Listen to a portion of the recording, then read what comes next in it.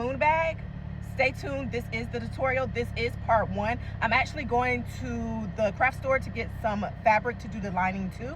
So part 2 will be how to sew your little baggie inside of your moon bag and put cute little accessories on there too. Okay, let's get into the tutorial. Oh, and before I forget, this full tutorial is here on TikTok, but if you'd rather watch it on YouTube, subscribe to my YouTube channel. The YouTube link is in my bio.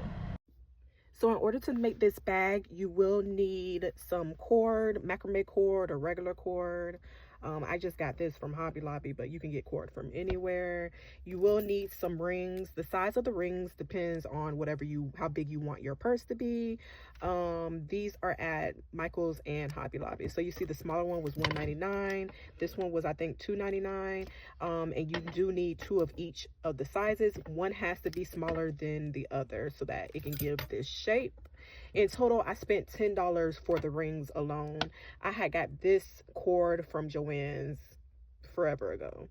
But yeah, let's get into it. Okay, so I'm gonna put this to the side.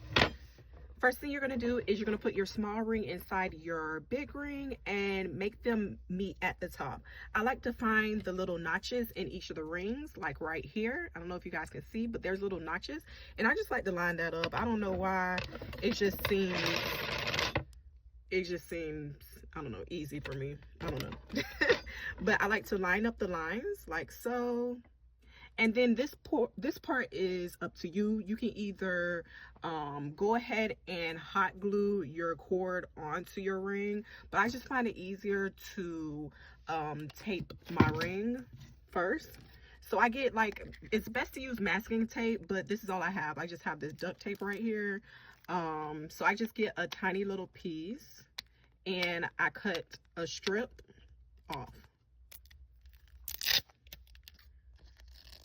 Nothing major, just a little strip, just to hold these two together. Right at that little line that we found on both sides. And I have to make sure that both rings are under each other, like they're parallel to each other, not overlapping or anything.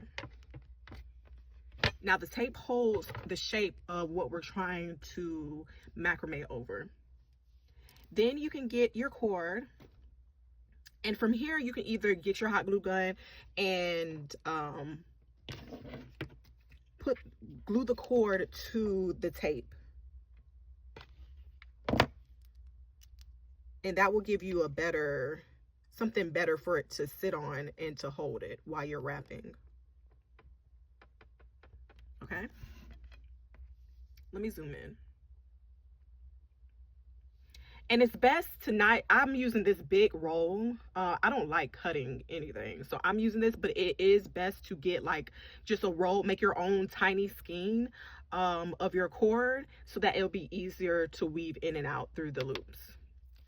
Okay, now once you have this part hot glued, you're just going to keep on holding it with your non-dominant hand, and you're going to start wrapping around on top of the cord that you glued down.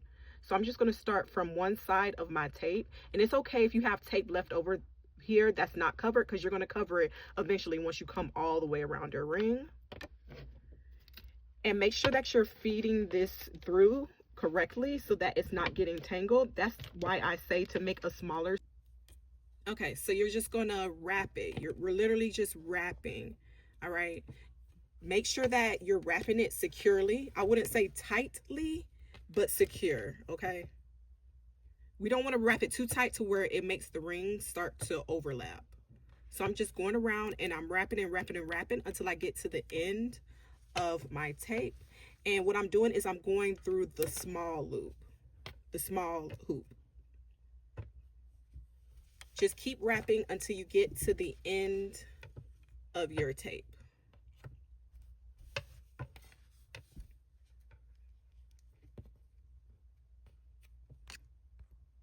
Okay, so I've made it to the end of my tape. I'm going to wrap one more time. Okay. Now this is going to change up. Now we're going to bring our cord through the big loop, not through the small one, but through the big loop. This gives us the texture. of our bag.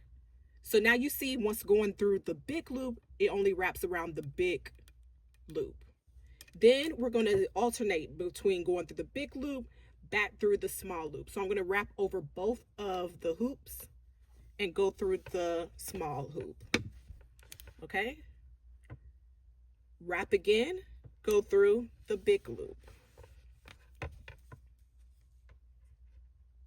Wrap again, go through the small loop. Wrap again, go through the big loop. So again, you're just alternating going between the big loop and the small loop, and that's what gives us this little textured part to give us the look of this. So keep going. I'm going to meet you guys when I'm 1/4 of the way through.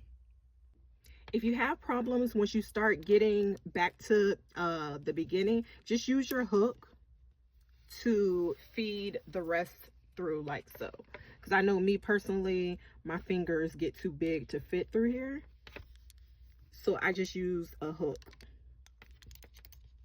to do the work for me. Okay, so now I'm back where I started, and all I'm going to do is just wrap it around both of the hooks again, like when I started. And so I'm just going to keep wrapping until everything connects. And then I have my hot glue gun over here that's hot, and I'm going to show you guys how to seal this.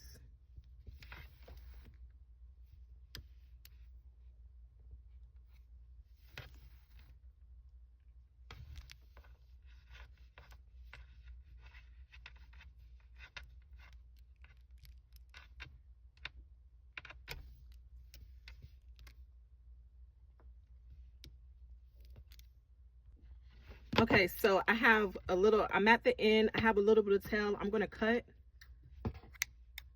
I'm going to put my hot glue where I'm about to put my last strand at. Just a little bit. And then I'm going to wrap the rest of my tail of my cord around where the hot glue is. You don't have to use hot glue. You can use fabric glue, whatever. And then cut. I just be cutting what's left over. And then I'll put like a dab on top just to seal everything. And I know that this will be, you can't really see anything, but this will be the inside of my bag because I know that that's there.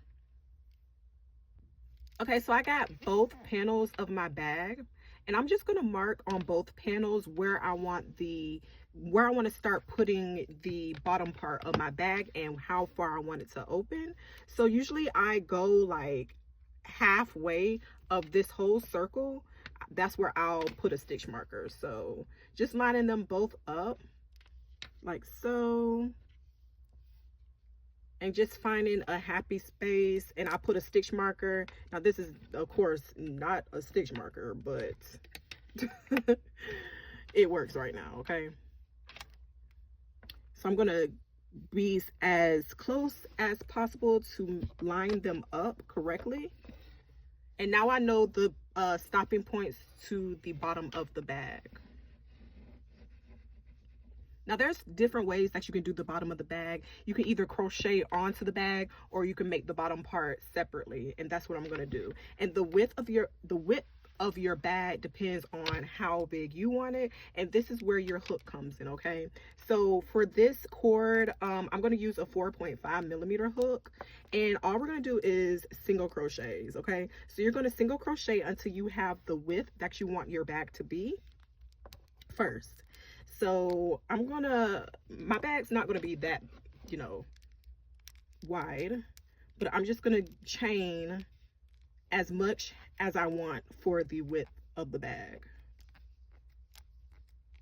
So I think that's 1, 2, 3, 4, 5, 6,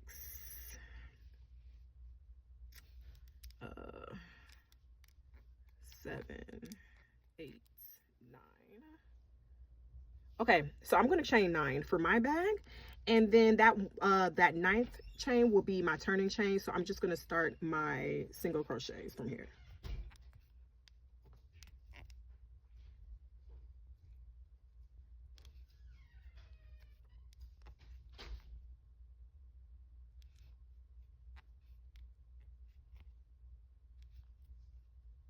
Once you get at the end of the row, you turn your work and continue your single crochets until you start at one stitch marker and you reach the other side.